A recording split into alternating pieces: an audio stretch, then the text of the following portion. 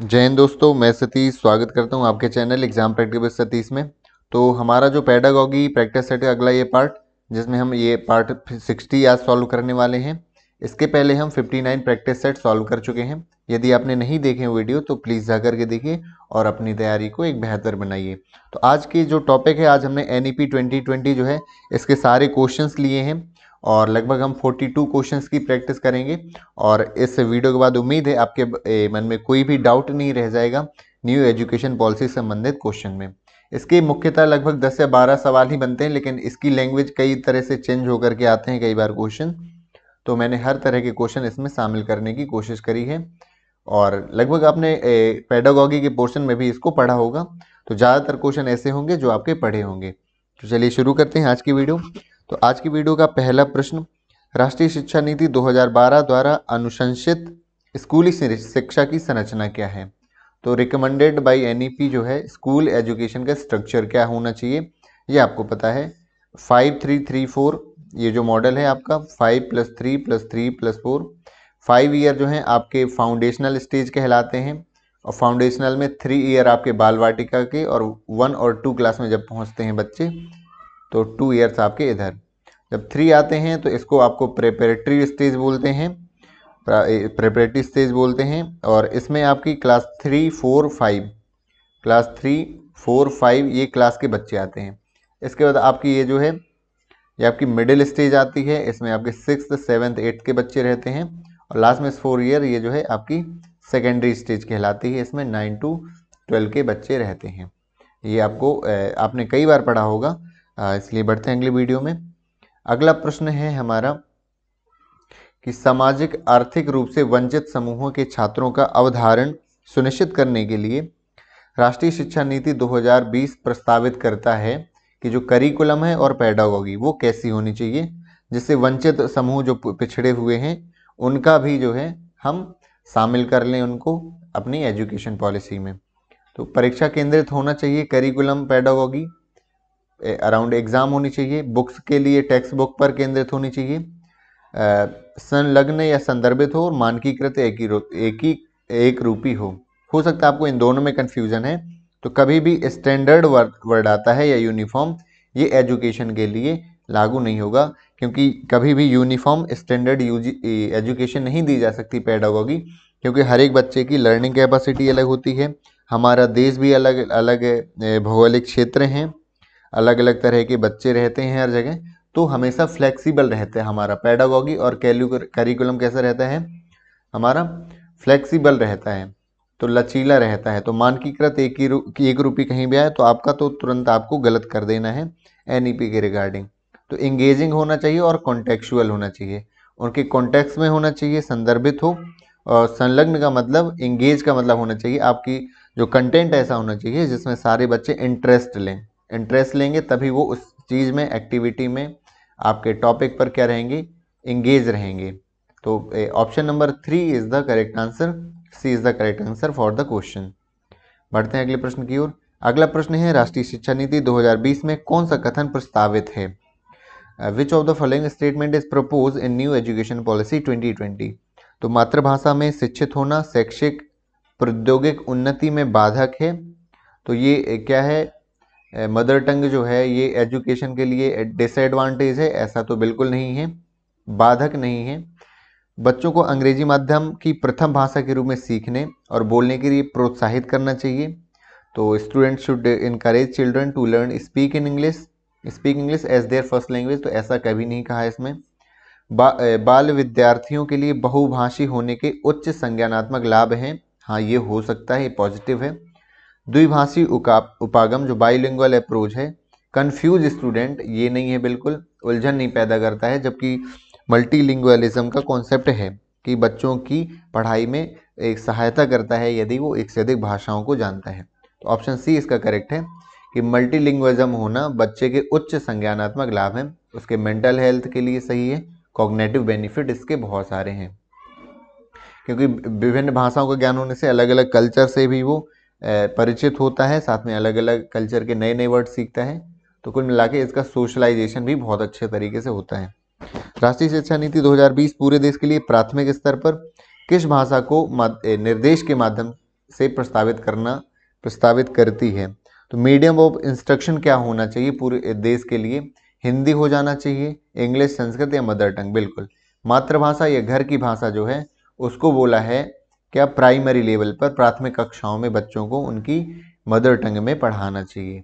तो जिससे वो, क्योंकि जो मदर टंग में वो बोलते हैं घर में, उससे वो अच्छे से कनेक्ट कर पाएंगे टॉपिक्स को। राष्ट्रीय शिक्षा नीति 2020 के अनुसार मूल्यांकन का उद्देश्य क्या है? तो एम ऑफ असेसमेंट बताना है कि रटने की क्षमता का परीक्षण, तो ये तो कभी नहीं होगा। याद करने की क्षमता को नापना, तो कभी भी ये ऐसा नहीं आएगा। बच्चों की तुलना करना भी ये गलत बताया गया है। तो टू सपोर्ट करना चिल्ड्रंस को प्रोसेस ऑफ लर्निंग में। बिल्कुल, मूल्यांकन का मतलब क्या होता है कि मूल्यांकन से हम पता कर पाते हैं कि बच्चे का कौन सा पोर्शन वीक है, तो उससे हम बच्चों की सीखने की प्रक्रिया में मदद कर पाते हैं। Option C is the correct answer for the question. Next देखते हैं, एक मिशन मोड में देश में यूनिवर्सल एलिमेंट्री एजुकेशन प्राप्त करने के लिए भारत सरकार का व्यापक एकीकृत फ्लैगशिप प्रोग्राम है। कौन सा प्रोग्राम है जो इंटीग्रेटेड फ्लैगशिप है, और कौन सा? यूईई, यूनिवर्सल एलिमेंट्री एजुकेशन। तो एकलव्य मॉडल, नई तालीम, सर्व शिक्षा अभियान। तो ये जो बताया गया है नई शिक्षा जो है 86। आपके ये भी क्वेश्चन आ सकते हैं। आपको जरूरी नहीं कि यदि एनईपी अभी 2020 आई है तो आपके कुछ क्वेश्चन जो बन सकते हैं वो 1986 की और 68 की भी आ सकती है। तो हर बार आंख बंद करके आप कहीं भी ऑप्शन में यदि एनईपी 2020 है उसको ही नहीं लगाना है, अपन को क्वेश्चन को भी ठीक से पढ़ लेना है। तो राष्ट्रीय शिक्षा नीति 1986 में यूईई प्रोग्राम लाया गया था, क्योंकि एनईपी 2020 में भी यही है। तो आप ये बताइए, चूंकि ज़्यादातर आप देखिए एजुकेशन पॉलिसी हैं लगभग सेम प्रोग्राम लाए जाते हैं सर्व शिक्षा। वो इसलिए लाए जाते हैं क्योंकि जो गोल रखा जाता है हमारा एनरोलमेंट का, कुछ लक्ष्य प्राप्त करने का, वो नहीं पूरे हो पाते हैं। इसलिए और अधिक दूसरी रणनीतियों के द्वारा उन्हीं योजनाओं को फिर से लागू किया जाता है। बढ़ते हैं अगले प्रश्न की ओर। राष्ट्रीय शिक्षा नीति 2020 के अनुसार शिक्षा को, तो एजुकेशन मस्ट क्या होना चाहिए? पूर्व निर्धारित विषय वस्तु पर, तो ये नहीं होना चाहिए, जो पहले से निर्धारित है उस पर होना चाहिए। समस्या समाधान पर केंद्रित होना चाहिए, ये होना चाहिए बिल्कुल। प्रॉब्लम सॉल्विंग होना चाहिए, ये बहुत अच्छा बताया गया है एनईपी में कि क्रिटिकल थिंकिंग का विकास होना चाहिए। समालोचनात्मक, जो उसने सीखा है उसका वह चिंतन कर सके समालोचनात्मक तरीके से। अन्वेषण निर्धारित, जो इंक्वायरी बेस्ड जो है, ड्राइव एंड डिस्कवरी ओरिएंटेड, ये होनी चाहिए आपकी शिक्षा। तो आपका 2, 3 और 4 जो कि आपका इंग्लिश में देख सकते हैं आप कि जो ए नंबर का है इसमें 2, 3 और 4, तो आप इसमें ऑप्शन करेक्ट कर लीजिएगा। इसका जो पहला हो जाएगा 2, 3 और 4, ये जो है 3 ऑप्शन आपके करेक्ट हो जाएंगे। बढ़ते हैं अगले प्रश्न की ओर। नई शिक्षा नीति 2020 में प्रस्तावित बदलाव क्या है? The shift propose in NEP 2020। तो मानकीकरण से लचीलापन जो है कि स्टैंडर्डाइजेशन से फ्लेक्सिबिलिटी, बिल्कुल ये जो बदलाव किया गया है। रचनात्मक से योगात्मक, ये कभी नहीं होगा। तो आपको समेटिव असेसमेंट पता है, जो पेन पेपर टेस्ट होता है आपका हाफ ईयरली एग्जाम, फॉर्मेटिव क्या कहलाता है? इसमें सिर्फ उद्देश्य होता है आपका फीडबैक देना कि आपका कौन सा पक्ष कमजोर है और आपको किस पर ध्यान देने की जरूरत है। तो यदि उल्टा होता है इसका कि योगात्मक से रचनात्मक, समेटिव से फॉर्मेटिव, तो वो कहा गया है एनईपी में, ये गलत हो जाएगा। संरचनाओं की समझ से परीक्षा के लिए सीखना, बिल्कुल ऐसा नहीं है कि परीक्षाओं के लिए सीखना मेन उद्देश्य है। मल्टी डिसिप्लिनरी टू रिजिड, ये भी नहीं है।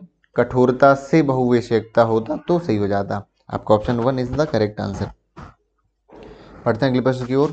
एनईपी 2020 में जो बहुभाषिता मल्टीलिंगुअलिज्म है, क्या कहा गया है कि बच्चों के सीखने में एक रुकावट की तरह देखती है। मल्टीलिंगुअल तो रुकावट नहीं है सीखने में। बहुभाषिता को कक्षा में पूंजी की तरह, एसेट, बिल्कुल पूंजी की तरह देखते हैं कि यदि वो, और ये टीचर पे भी डिपेंड करता है कि यदि वो एसेट, किन चीज़ों को एसेट की तरह देखता है ना। यदि अलग अलग बैकग्राउंड की आ रहे हैं बच्चे, तो एक टीचर ये है वो ये सोचेगा कि मैं सबको कैसे पढ़ा पाऊंगा, है ना, उसे क्या देखेगा? कमियां देखेगा। एक टीचर ये होगा यदि अलग अलग कल्चर से आ रहे हैं बच्चे, तो टीचर देखेगा अरे ये तो बहुत अच्छी बात है कि अलग अलग कल्चर से आ रहे हैं, तो बच्चे जो है हर एक कल्चर को जानेंगे तो उनका सोशल डेवलपमेंट और अच्छे तरीके से होगा। तो जो मल्टीलिंगुअलिज्म है कक्षा में एक एसेट की तरह, आप एक रिसोर्स की तरह देखेंगे, तो ये जो है सही आंसर हो जाएगा। शिक्षण अधिग्रहण प्रक्रिया के लिए एक अनावश्यक जटिलता के रूप में देखेंगे, ऐसा नहीं है। अवरोध के रूप में देखेंगे, ऐसा भी नहीं है। आपका जो है ऑप्शन नंबर जो बी है वो करेक्ट आंसर आपका हो जाएगा इस क्वेश्चन के लिए। बढ़ते हैं अगले प्रश्न पर। अगला प्रश्न है कि राष्ट्रीय शिक्षा नीति 2020 सामाजिक आर्थिक रूप से वंचित समुदायों में आने वाले विद्यार्थियों के अवधारण के लिए क्या प्रस्तावित करती है।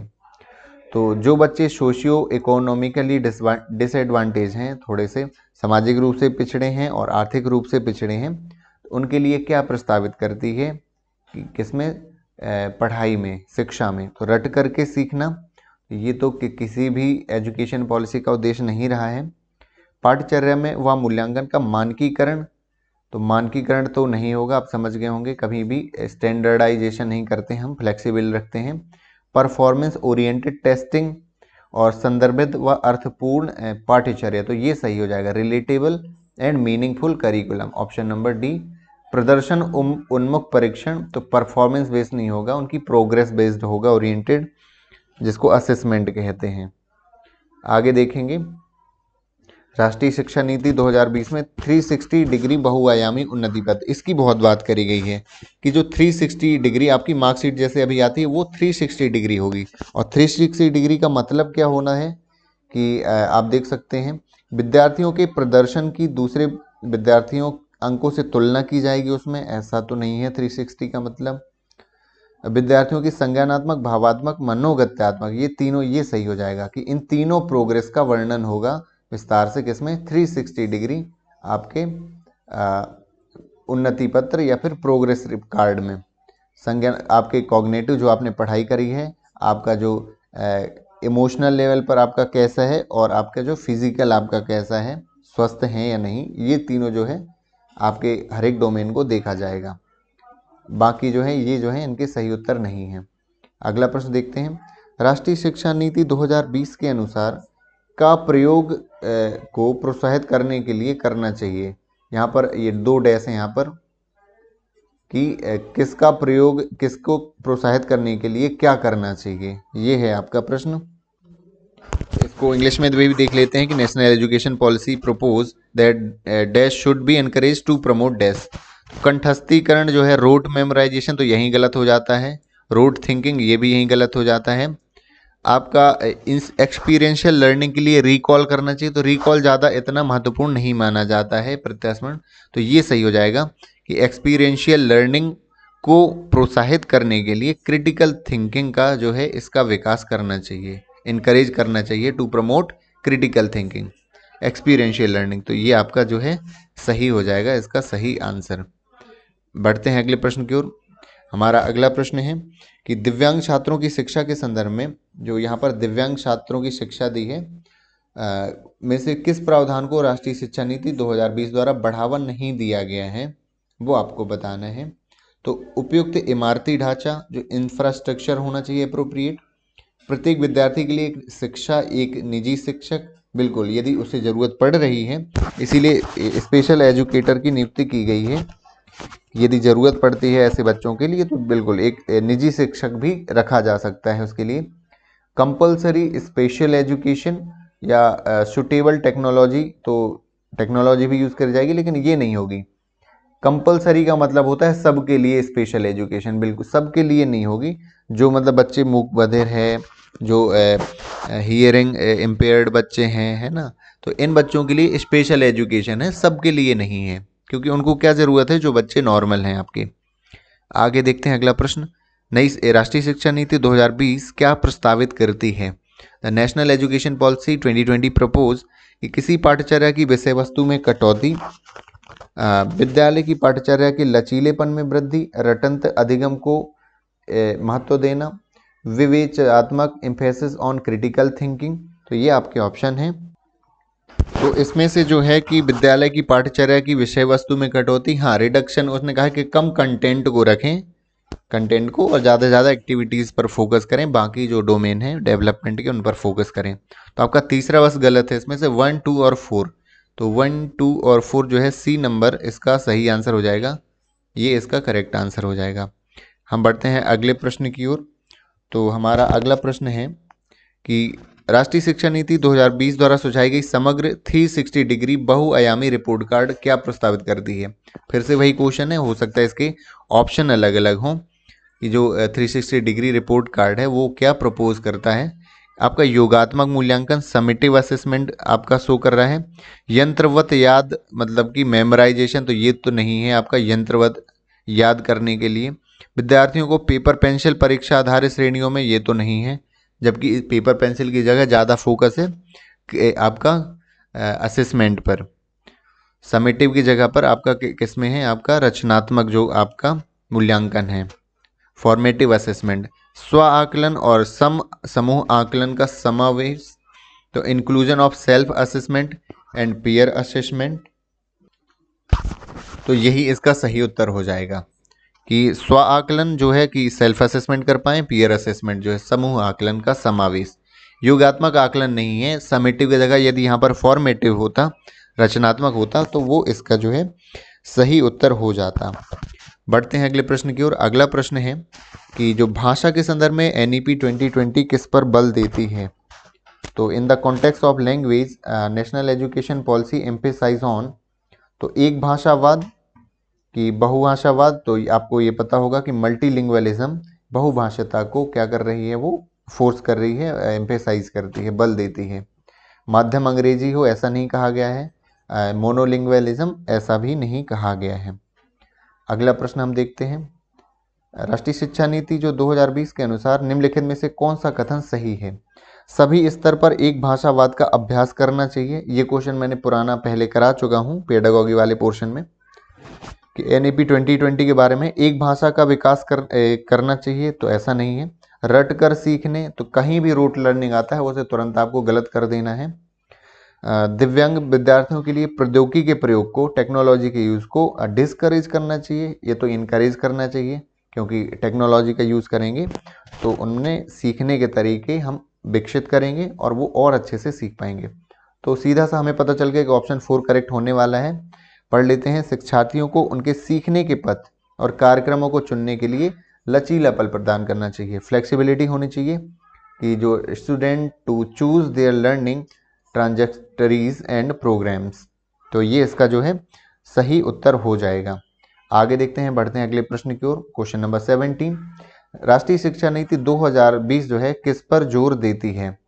तो यहाँ पर ये मिसप्रिंट हुआ है थोड़ा सा, किस पर ये जोर देती है?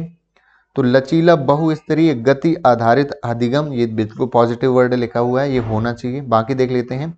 बच्चों के केवल संज्ञानात्मक विकास, तो केवल नहीं होना चाहिए। मानकीकरण भी गलत हो जाता है, आपको कहीं भी स्टैंडर्ड वर्ड मिले करिकुलम के लिए वो गलत हो जाएगा। स्मरण याद करना जो है इसमें उतना सही नहीं माना गया है, आप उसे एक्टिविटी कराएंगे ताकि वो खुद से उसे समझ पाए। तो ये जो आपका option 1 flexible multi level activity based learning होनी चाहिए, इस पर बल देती है आपकी NEP 2020। बढ़ते हैं अगले प्रश्न में। राष्ट्रीय शिक्षा नीति 2020 के अनुसार मूल्यांकन का उद्देश्य किसकी जानकारी देता है? तो purpose of assessment as per NEP 2020 is provide information कि विद्यार्थी को कक्षा में व कक्षा के बाहर कैसे सहायता दी जा सकती है, ये पॉजिटिव तो लिखा है, बाकी देख ले सकते हैं। सहपाठियों की तुलना में प्रदर्शन, तो कहीं भी कंपैरिजन जो है वो नहीं होना चाहिए। विद्यार्थियों के सीखने में कमियां, अभाव, ताकि उसकी असफलता की पहचान की जा सके, ये नहीं है। कभी भी इतने सारे वर्ड कमियों की पहचान के लिए ताकि उसको फेल क्यों हुआ ये जान सकें, इसलिए नहीं किया जाता मूल्यांकन, असफलता की पहचान कर सके, ये गलत लिखा हुआ है। ये वर्ड जो है रटने की क्षमता की जानकारी, ये भी नहीं होगा। आपका ऑप्शन नंबर 1 कि हम बच्चों को कैसे सपोर्ट कर सकें in and out the classroom. Out classroom का मतलब होता है पढ़ने से संबंधी जो अलग एक्टिविटी हैं, को करिकुलर एक्टिविटी, उनके जीवन से संबंधित जो नॉलेज है, एक्सपीरियंस है, उनकी जानकारी जो है हम दे सकें। आगे बढ़ते हैं। राष्ट्रीय शिक्षा नीति जो है 2020 के अनुसार शिक्षा को किस पर बल देना चाहिए? तो according to the national education policy 2020 the emphasize of education should be, तो आपको कॉन्सेप्चुअल अंडरस्टैंडिंग होनी चाहिए, संकल्पना कोई पढ़ा रहे हैं। डी कॉन्सेप्चुअलाइज कॉन्सेप्ट, ये नहीं होना चाहिए। रोड लर्निंग भी नहीं है। लर्निंग फॉर एग्जाम, ये 3 गलत हो गए। आपको ये जो है कॉन्सेप्चुअल अंडरस्टैंडिंग होनी चाहिए। आप देखिए क्वेश्चन को आप लिखते भी जा सकते हैं या मैं इसकी PDF प्रोवाइड करा दूंगा। देखिए कुछ दिन में क्या है, लगभग हमारे 60 आपके पेडागोगी के क्या हो चुके हैं, क्वेश्चंस, ये प्रैक्टिस सेट हो चुके हैं। लगभग हमारे पास 700-800 क्वेश्चंस का सिलेक्शन कलेक्शन हो चुका है। लेकिन आपके पास अलग अलग अभी प्रश्न हैं, तो मैं अब मैराथन लाने वाला हूं जिसमें मैं 100 क्वेश्चंस की प्रैक्टिस करवाऊंगा और बाद में उन सबको मैं लगभग एक हफ्ते के अंदर मर्ज कर दूंगा, ताकि आपकी लगभग 700-800 क्वेश्चंस की एक क्या बन जाएगी, एक बुकलेट बन जाएगी। मे बी आप प्रिंट भी करा सकते हैं, उसमें आंसर्स भी होंगे और आपका एक अच्छा खासा रिवीजन हो जाएगा एग्जाम के पहले पेडागोगी वाले ऑप्शन के लिए।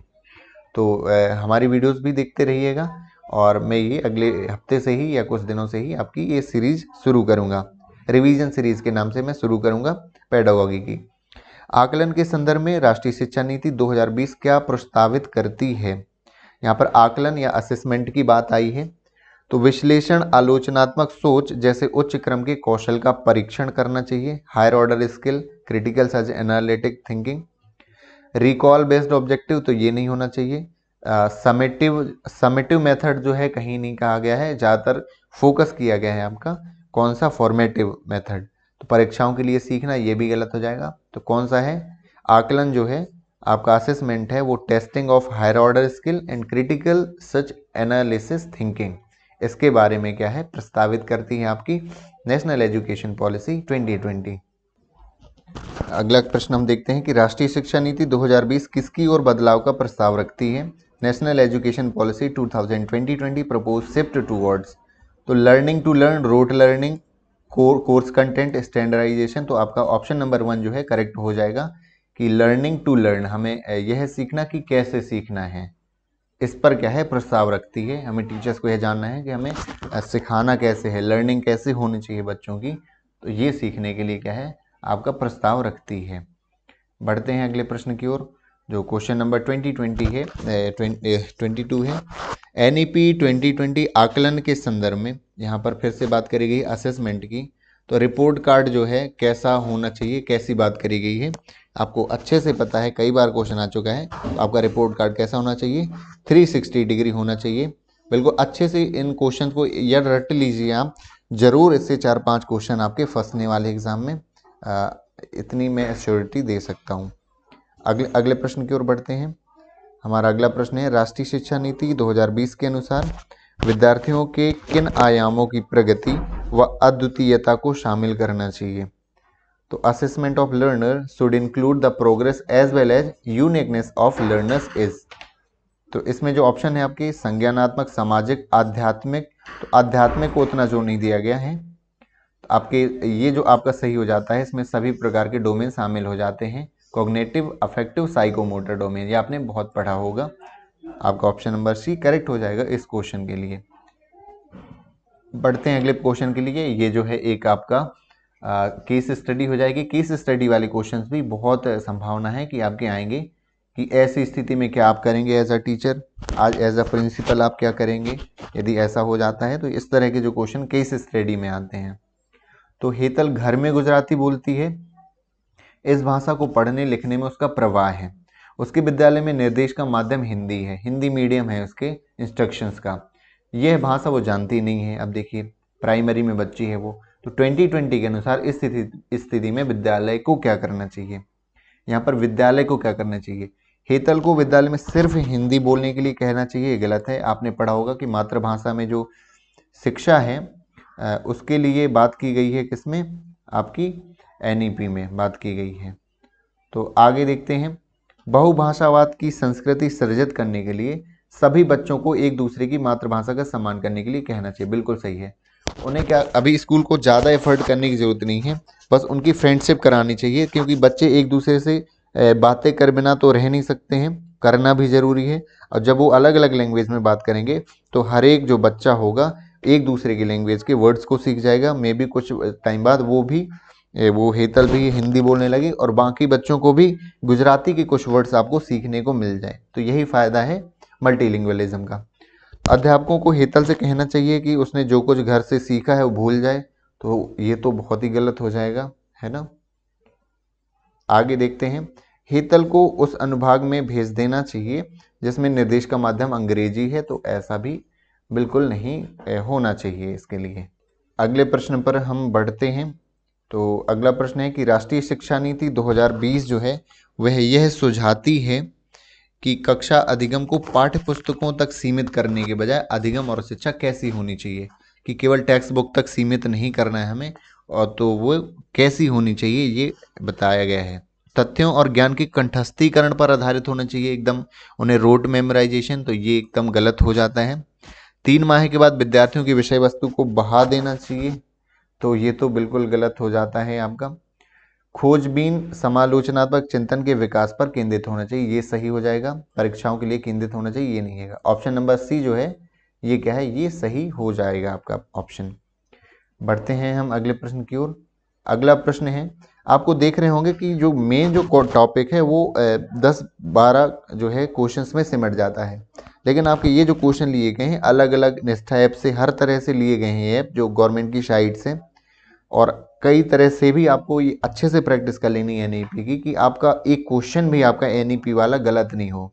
उन्होंने नया टॉपिक जरूर जोड़ा है एनईपी के क्वेश्चंस का, तो आपको इसका फायदा उठाना चाहिए कि आपने एनईपी के सारे टॉपिक कर रखे हैं। कम से कम आपको ये कॉन्फिडेंस हो कि आप एनईपी के क्वेश्चंस कम से कम गलत नहीं होने देंगे। तो हम बढ़ते हैं अगले प्रश्न की ओर।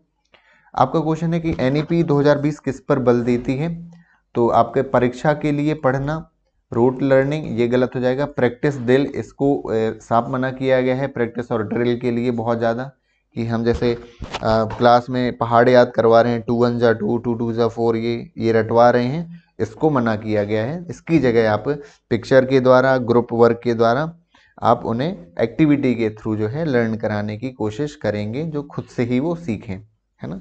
हालांकि मना नहीं किया गया है कि 2 1 जा 2 नहीं, लेकिन मेनली जब सिखाएंगे, शुरुआत जो करेंगे सिखाने की वो एक्टिविटी से होनी चाहिए, उनके पुराने अनुभवों से होनी चाहिए।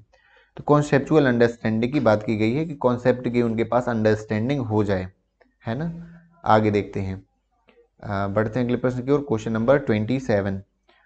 तो क्वेश्चन 27 है कि राष्ट्रीय शिक्षा नीति 2020 बच्चों के मूल्यांकन के लिए और डैश डैश के समावेश के लिए किसको प्रोत्साहित करती है। NEP policy 2020 propose inclusion of dash and for assessment of children.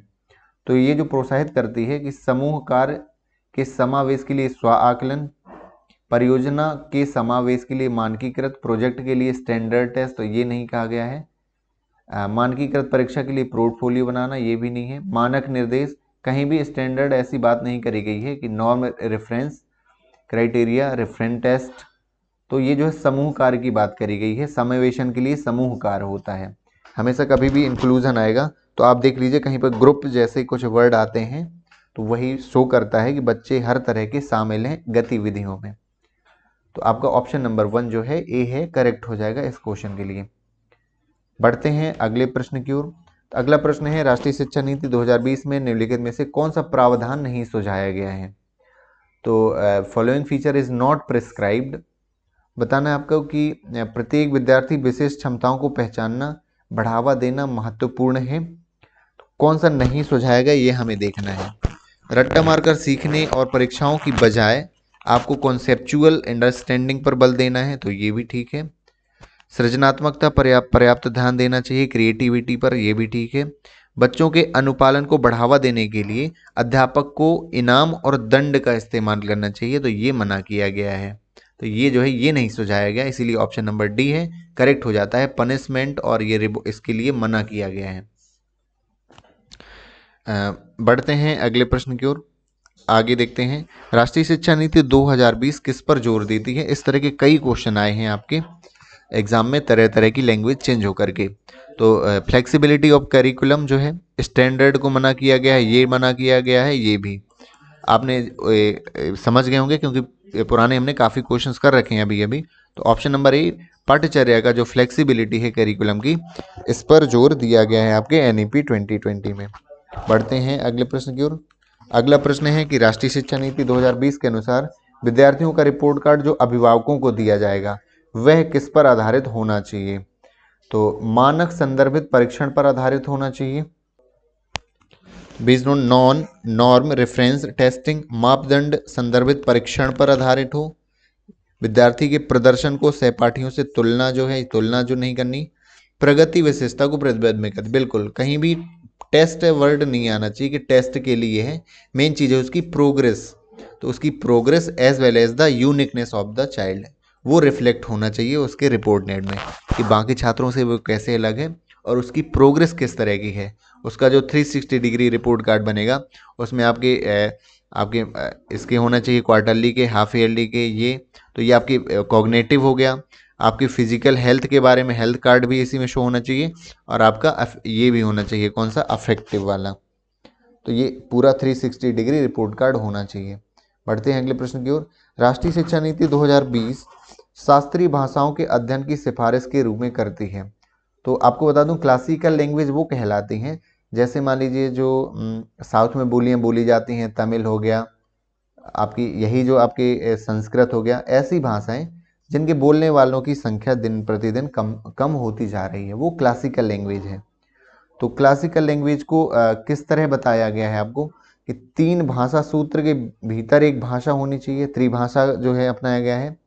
ये जो है एडिशनल ऑप्शन जो है अपनाया गया है कि अतिरिक्त विकल्प होना चाहिए तीसरी भाषा के लिए, क्योंकि 2 भाषा हो गई आपकी, एक तो आपकी मदर टंग जो वहाँ चल रही है, एक इंग्लिश होनी चाहिए, एक जो है और तीसरी भाषा जो है यहाँ पर अतिरिक्त विकल्प लिया जा सकता है। आगे बढ़ते हैं। क्योंकि इंग्लिश ग्लोबल लैंग्वेज है इसलिए उसको रखा गया है, एक मातृभाषा होनी चाहिए और तीसरी भाषा के रूप में आप संस्कृत रख सकते हैं, एडिशनल है। राष्ट्रीय शिक्षा नीति 2020 यह प्रस्ताव रखती है, क्या प्रस्ताव रखती है? ऑप्शन देख लेते हैं कि children in primary grade should be taught in home local language, ये सही है। आगे देखते हैं। शिक्षा का माध्यम एक तरह की भाषा में उपयोग लेना चाहिए, ऐसा भी नहीं है। द्विभाषिक उपागम को प्रयोग में लाने के लिए हतोत्साहित किया जाना चाहिए। बाइलिंगुअल अप्रोच को डिस्करेज करना चाहिए, तो ऐसा नहीं है। बहुभाषावाद को बिल्कुल बढ़ावा नहीं देना चाहिए, ये तो बिल्कुल गलत हो जाएगा, क्योंकि मल्टीलिंगुअलिज्म को बढ़ावा देने की बात की गई है एनईपी 2020 में। बढ़ते हैं हम अगले प्रश्न की ओर। एनईपी 2020 के अनुसार आकलन के अंतर्निहित सिद्धांत क्या होना चाहिए, ये क्वेश्चन आपका है। तो underlying principle for assessment according to the national education policy, तो इसका जो है रटने के कौशल का परीक्षण, केवल विषय वस्तु जो है ये गलत हो जाएगा, सभी विद्यार्थियों के लिए उनका सीखने और विकास का अनुकूलन करना, ये आपका सही हो जाएगा। वर्ष के अंत तक की परीक्षाओं के माध्यम से केवल वर्ड आ गया, तो ये जो है यहीं गलत हो गया कि केवल एक आप फैक्टर को प्रमोट करने के लिए पूरी एजुकेशन पॉलिसी को नहीं बना सकते हैं, राइट। भारतीय संसद ने दिव्यांग व्यक्तियों के लिए कौन सा कानून हाल ही में पारित किया गया है, ये बहुत इंपॉर्टेंट क्वेश्चन है, आपको आना चाहिए। आगे देखते हैं कि राष्ट्रीय शिक्षा नीति एनईपी जो है ये तो कोई नहीं है। निःशक्त व्यक्ति अधिनियम, समान अवसर अधिकार संरक्षण, दिव्यांगता के लिए व्यक्तियों का अधिकार अधिनियम, ये दोनों नाम से इनको जाना जाता है। वैसे ये दोनों ही ऑप्शन आपके करेक्ट हो जाएंगे। राइट टू एजुकेशन, तो ये आपका दिव्यांगता से संबंधित नहीं है, दिव्यांग व्यक्तियों के लिए नहीं है। बढ़ते हैं अगले प्रश्न की ओर। अगला प्रश्न है कि प्रस्तावित कथनों में से कौन सा कथन सही नहीं है, कौन सा इनकरेक्ट है, आपको बताना है एनईपी 2020 के रिगार्डिंग। तो हम देख लेते हैं। एनईपी मूल्यांकन के लिए विभिन्न प्रकार की विधियों योजनाएं जैसे विधियां और योजनाओं जैसे समूहकार भूमिका निर्वहन का प्रस्ताव रखती है। बिल्कुल, ग्रुप वर्क देखिए आप और भूमिका, इनके लिए तो ये सही है। पोषण का क्वेश्चन ये था कौन सा सही नहीं है। आगे देखिए, ये जो है एनईपी जो है propose shift from formative to summative, ये गलत हो जाएगा आपका। उसने समेटिव से फॉर्मेटिव की बात करी गई है, योगात्मक से रचनात्मक की, जो कि आपको पता है कि पेन पेपर टेस्ट की जगह आप उनकी फीडबैक वाला टेस्ट जो होता है, जो प्रोग्रेस बढ़ाने के लिए होता है, उसके टेस्ट को प्रमोट करने की बात की है। तो ये गलत हो जाएगा। क्वेश्चन यही था कि गलत कौन सा है। आगे देखिए, एनईपी 2020 प्रस्ताव करती है शिक्षक द्वारा किए गए आकलन से अलग आकलन, अन्य मार्ग जैसे स्व आकलन, सेल्फ असेसमेंट एंड सम समूह आकलन को भी प्रोत्साहित करना चाहिए। इंग्लिश में ये मिसप्रिंट हो गया है। एनईपी 2020 प्रस्ताव रखती है छात्रों के उन्नति पत्र में उनके संज्ञानात्मक ये तीनों जो है डोमेन शामिल होना चाहिए, ये भी सही है। उम्मीद है आपको समझ में आ गया होगा। ऑप्शन 2 क्योंकि वो गलत था इसलिए इसका सही उत्तर हो जाएगा। आगे देखिए, राष्ट्रीय शिक्षा नीति 2020 के अनुसार अधिगम होना चाहिए। तो जो है लर्निंग कैसी होनी चाहिए, कंटेंट ओरिएंटेड होना चाहिए, टेक्स्ट बुक होनी चाहिए, आपकी एक्सपेरिएंशियल होनी चाहिए, एक्सपेरिएंशियल बिल्कुल प्रयोगात्मक आपकी क्या होनी चाहिए, अधिगम होना चाहिए, क्योंकि प्रयोग करके ही तो बच्चे सीखेंगे। तो ये इसके लिए सही उत्तर आपका हो जाएगा। आगे बढ़ते हैं हम अगले प्रश्न की ओर।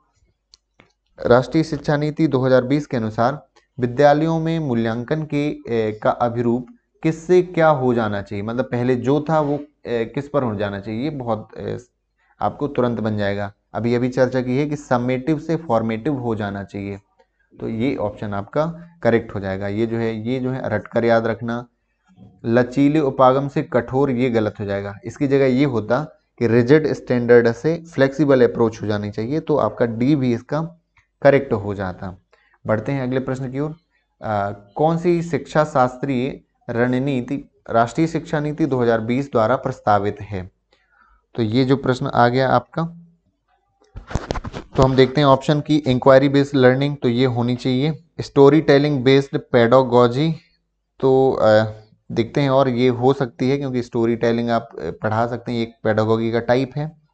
ड्रिल प्रैक्टिस के लिए मना किया गया है कि बार बार रिपीटिशन करवाना। डिस्कशन बेस्ड क्लासरूम, तो ये भी होना चाहिए 1 to 4। तो आप देख सकते हैं बी, ऑप्शन बी जो है इस क्वेश्चन के लिए आपका करेक्ट ऑप्शन हो जाएगा। बढ़ते हैं अगले प्रश्न की ओर। तो अगला प्रश्न हमारा है कि राष्ट्रीय शिक्षा नीति 2020 में विद्यार्थियों के आकलन हेतु प्रस्ताव 360 डिग्री बहुआयामी रिपोर्ट कार्ड के संबंध में कौन सा सही नहीं है। जो 360 रिपोर्ट कार्ड है बनेगा, उसके लिए कौन सा जो स्टेटमेंट है वो करेक्ट नहीं है। रिपोर्ट में स्वयं और सहपाठियों का आकलन सम्मिलित होगा।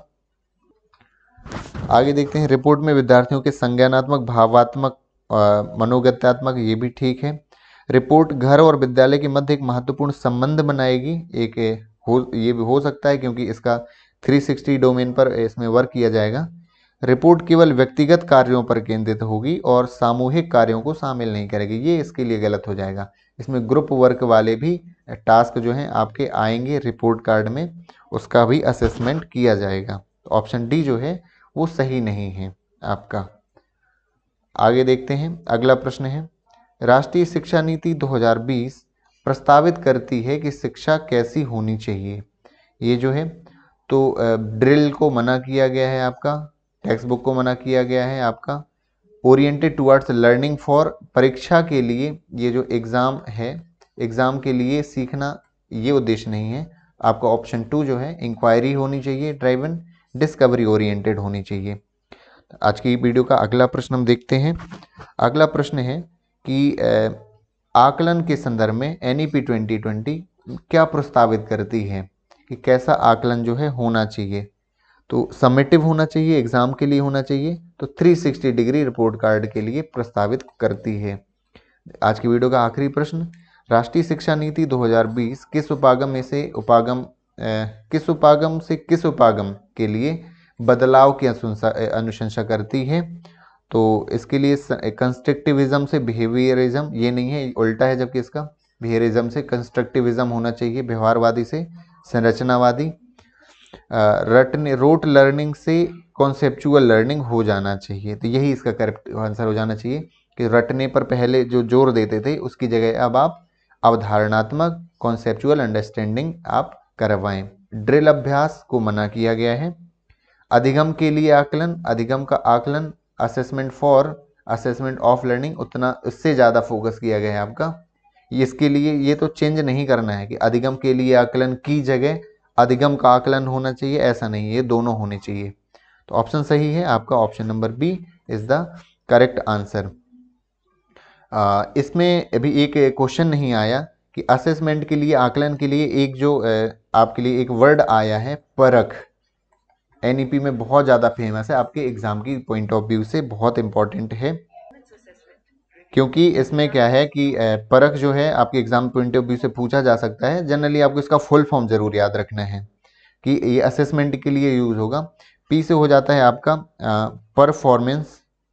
परफॉर्मेंस हो जाता है, A से हो जाता है आपका असेसमेंट, R से हो जाएगा फिर रिव्यू, A से एंड एनालाइज ऑफ नॉलेज, और H जो है फॉर होलिस्टिक डेवलपमेंट से है। तो आप इसको गूगल पर सर्च करके जरूर इसका फुल फॉर्म अच्छे से याद कर लीजिएगा, एक एक वर्ड टू वर्ड। उम्मीद है आपको ये वीडियो पसंद आई होगी। मैंने कोशिश करी है कि हर तरह के इसमें क्वेश्चंस ऐड करने की जो आपके पॉइंट ऑफ व्यू से, एग्जाम पॉइंट ऑफ व्यू से पूछे जा सकते हैं। इसमें भी कुछ ऐसा छोड़ा नहीं गया है कि जो आपके एग्जाम में नहीं आ सकता। कोशिश मैंने ऐसी करी है। तो उम्मीद है आपकी वीडियो ज़रूर काम आएगी। लगातार हम आपके लिए मेहनत कर रहे हैं। तो आपका भी ये फ़र्ज़ बनता है कि आप वीडियोज़ को लाइक करिए, ज़्यादा से ज़्यादा आप शेयर कर दीजिए दोस्तों को, और चैनल को ज़रूर सब्सक्राइब कर लीजिए ताकि टाइम टू टाइम आपका अपडेट आता रहे एग्ज़ाम में। जल्दी आपका एग्ज़ाम है, इसलिए आपके लिए मैं भी एग्ज़ाम पूरी एकदम एग्ज़ाम ओरिएंटेड वीडियोज़ ला रहा हूँ। मैराथन वीडियोज़ भी अभी लानी है, तो कंटिन्यू वीडियोज़ आती रहेंगी। आप हमारी वीडियोज़ देखते रहें। मिलते हैं अगली वीडियो में। Thank you so much for watching this video.